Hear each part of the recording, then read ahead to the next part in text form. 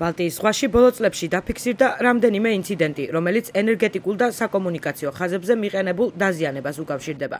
ეჭვი ჩინეთთან და რუსეთთან დაკავშირებულ გემებზეა. ბოლო 15 თვის განმავლობაში 11 კაბელი დაზიანდა, რამაც გამორთვები გამოიწვია.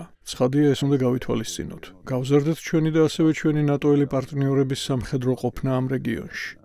ჯერჯერობით არ არსებობს მტკიცებულება, რომ დაზიანებები მიზან მიმართულად არის გამოწვეული, თუმცა ბალტიის რეგიონის ზოგიერთი სამხედრო ოფიციალური პირი შიშობს, რომ ამდენი შემთხვევა შესაძლოა დივერსიაზე მიუთითებდეს.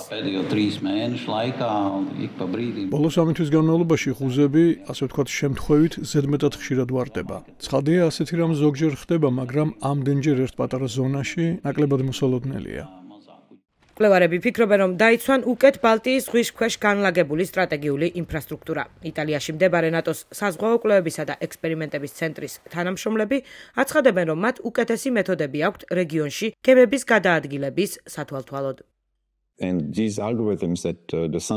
ცენტრის მიერ შემუშავებული ალგორითმები ხშირად ხელოვნური ინტელექტის გამოყენებით ეფექტიანად გამოიყენება გემების მოძრაობის მონიტორინგისთვის, განსაკუთრებით კომერციული ხომალდების. აღმოჩნდა, რომ ეს მეთოდი ძალიან კარგად მუშაობს.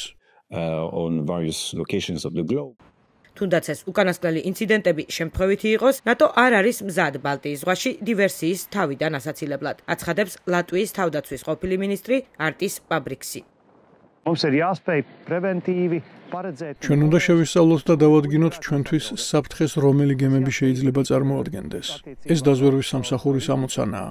იანვრის ბოლოს ნატომ პირობა დადო, რომ რეგიონში კრიტიკული ინფრასტრუქტურის დასაცავად გაგზავნის ფრეგატებს, სამხედრო თვითმფრინავებს და საზღვაო დრონებს.